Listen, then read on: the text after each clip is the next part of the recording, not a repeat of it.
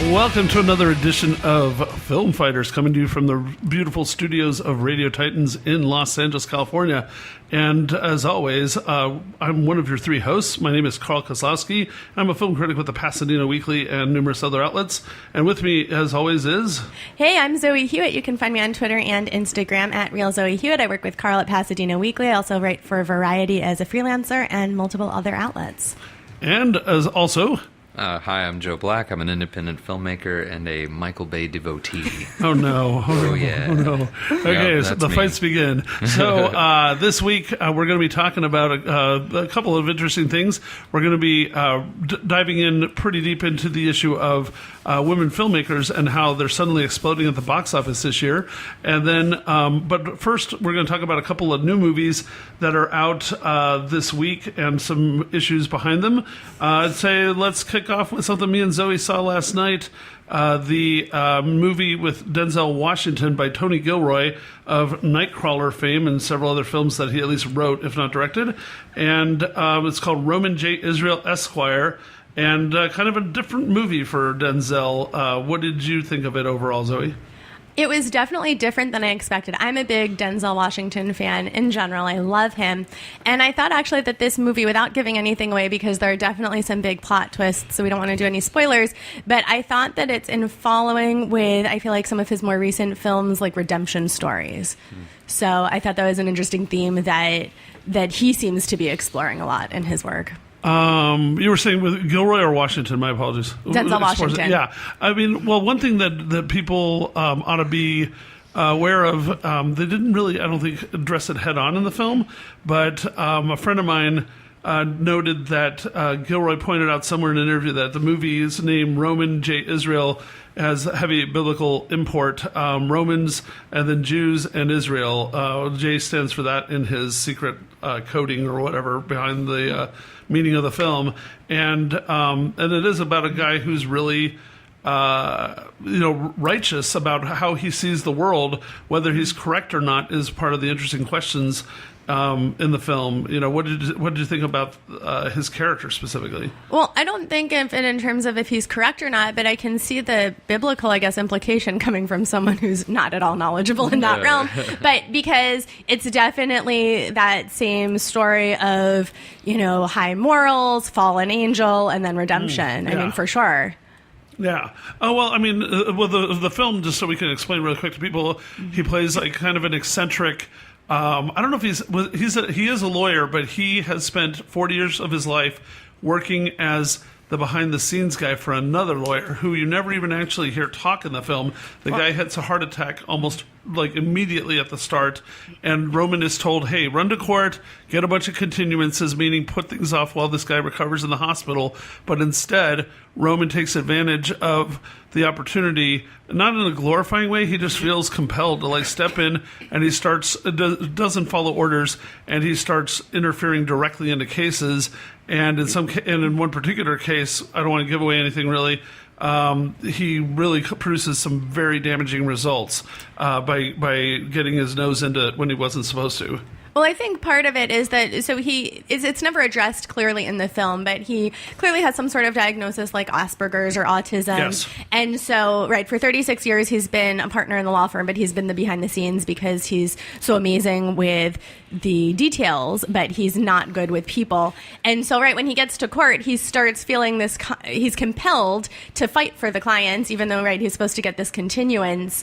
And I think that's where it comes from. And it is interesting, and there are parts where I think the movie really comes to life and we see almost like what it could be.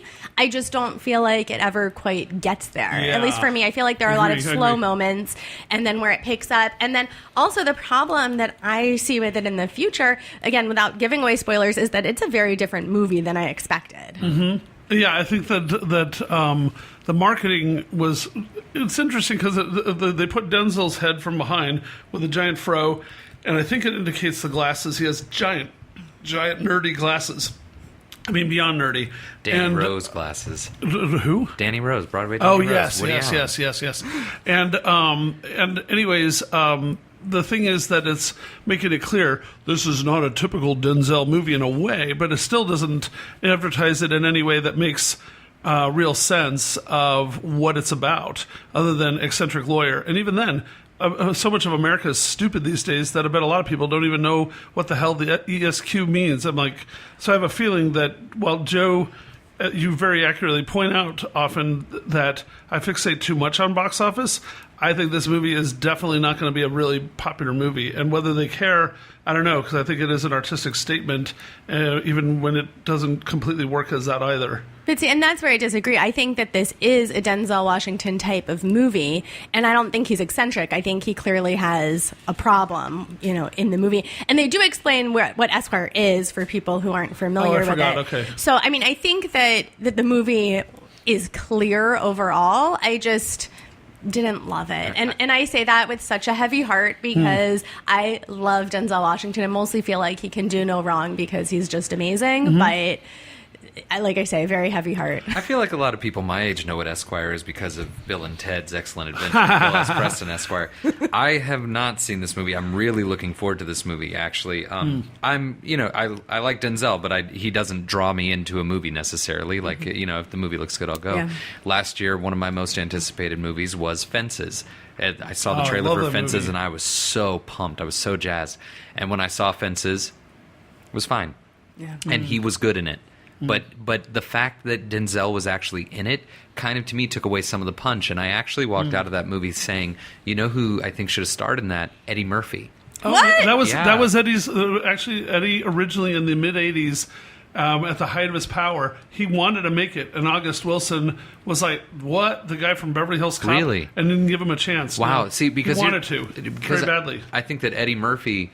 I mean, he's given dramatic performances before, and they're good. But I think that people are still a little surprised when he brings something to the table. What Denzel brought to the table in Fences is what Denzel brings every time, which is not a criticism of Denzel. But when it comes to the movie itself, you go in expecting that. Right. And that's all you get. And when there's no surprise, then there's kind of no discovery.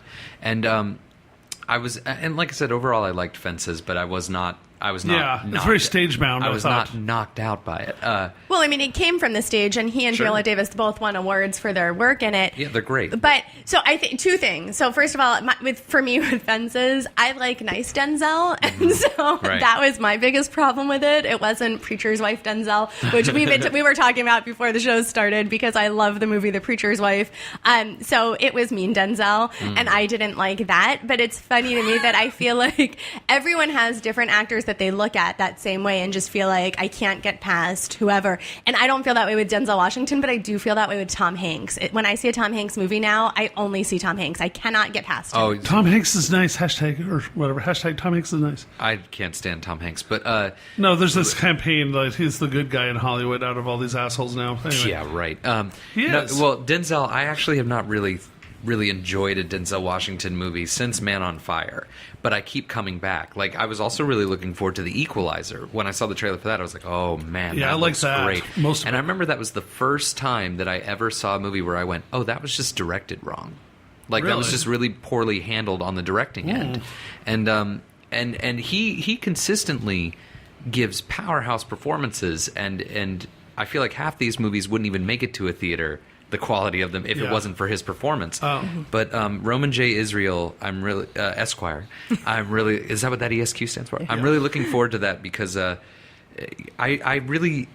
don't like Nightcrawler. We talked about this, me and you, Carl, before. I don't like Nightcrawler, but I loved the potential of Nightcrawler. Yeah. And my biggest problem with Nightcrawler was I felt that Jake Gyllenhaal's performance was artificial.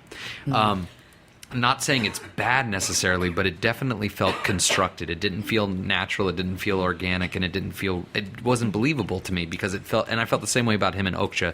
I might just feel that way about Jake Gyllenhaal, period. Was Okja the head Jake Gyllenhaal? Yeah. Oh, geez, and he tried to do this, Nicolas Cage style kind of performance, but it came across as him trying to do a Nicolas Cage style performance. He's well-meaning, but ineffective, if you ask me.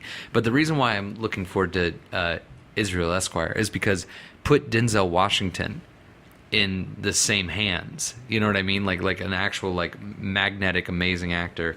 And I'm really excited to see what that turns out, despite what you guys think. Well, I want to say about Jake and about Nightcrawler. I think that that we should do a future episode actually about Jake sometime, because his work is so different than I think almost anybody in Hollywood, especially certainly among young actors. You think? I really think that. Oh yeah, I think so. I think that that he really that every time, whether you like the movie or not, other than Prince of Persia, which I thought was a dog pile of crap, I think that was an obvious attempt to have a commercial smash. That it was like, oh, it's your times, go get your easy money, so then you can set up 10 other, quirky films. But I think that I think he's a really consistently interesting actor and who picks really offbeat choices generally. And I think that it would be great to explore him. But with Nightcrawler, that was my favorite movie of 2014. I'm going to get a chance to interview Dan Gilroy on Monday, and for my job, and to plead for it, I sent the top 10 list from that year for my paper and proved it. And I really thought that was a really exciting film. I thought Gyllenhaal's performance in that, I'll grant you that. I actually, as passionate as I am about loving it, I could see where it's that quirky or weird or whatever that people might be turned off. It's not that it's quirky and weird, Carl. It's that it's inauthentic. It's the artifice of it that I don't respond to. Okay. I love it because I do not feel as passionately about Jake Gyllenhaal one way or the other. Really? As you guys do. I feel like there's a lot of passion here. Well, do you not like him in general, or do you like him in general? Jake Gyllenhaal. No, I've never liked Jake Gyllenhaal. Really? Oh, we got to do this show. Oh, absolutely. Okay, that's another one. Wait, just to convince Joe that he should like Jake Gyllenhaal. Well, that's the thing. Like that's not. I don't want to spend that much of my time on. Whatever. I don't like to put things down necessarily. Yes. Like I don't want to spend an entire. Yeah. Well, let's talk about something we do like. But Prisoners, I was going to say, I would recommend that to almost anyone. Or not. Prisoners is a brilliant movie. I will stand by that. Prisoners and Nightcrawler. If you want to have a really disturbing night with your loved ones, watch those films back to back, and they may never speak to you again. I don't know, but it's a good movie. It's because of the quality of those movies. That's exactly what I aim for on nights with my loved ones. Yes. I really aim for things that will make them not want to spend time with me again. So that's a great and you'll have to Some families you do want to thank. Some families you do want to drive people away. That's a good way to clear the room, and then I don't know. But, we also had opposite opinions on another movie this week. Three Billboards. Oh yes, and Three Billboards. I mean, Three Billboards Outside Ebbing, Missouri is a new movie by Martin McDonagh, who was a longtime playwright and won many awards, from what I understand. But he created two other films, In Bruges, with Colin Farrell and Brendan Gleeson, which I highly recommend. At least we can debate that in a sec. And then Seven Psychopaths, which I don't know how I've missed it, considering how much I loved these other two movies, but that's top of my list now to catch up on. And now he's got this film, which I gave a rave to in the weekly this weekend. Zoe did not distinctly. And then also, I just want to say that my take leading into it as a topic was that what I thought was interesting about it is that he, McDonagh's being a British guy, and he chose to set this film in the heart of America, obviously a fake town, I believe. But I thought it was a really interesting take on, a small town where everybody's lives are kind of dead end, and there's real tragedy, but there's moments of beauty to me in the film where people try to rise above and do the right thing, at least by the end of things. And I thought it was really interesting, and I thought it was a take that perhaps only a foreign outsider could provide, in my opinion. But that doesn't make any sense to me. It's saying because you didn't see the film. Well, no. What I mean by saying that, like, somebody who doesn't have an actual knowledge of what goes on in a small town, especially a small American town, that to me is, I don't know. And I also, from what you've told me about the film and from what I've heard and seen, I don't agree with violence in any form ever being a solution to a problem. Okay. And so from what you told me, again, I haven't seen it, but from what I've been told of the plot, I've been told the whole plot at great length. It does sound like a film. Raving about it. It does sound like a film that promotes violence to me. I won't say that it is that, but from what I hear, that's how it sounds, and that does not sit well with me. Yeah, no, I think that you're right. And actually, I have to say that my review of the movie, when I do my reviews for outlets, when I write them, when I do my videos, I do not specifically give my opinion because I am specifically trying to do themes and details and things to look for, things like that. So this is exclusive everywhere. But no, I did not love the movie. Right. If you want to know about themes and details,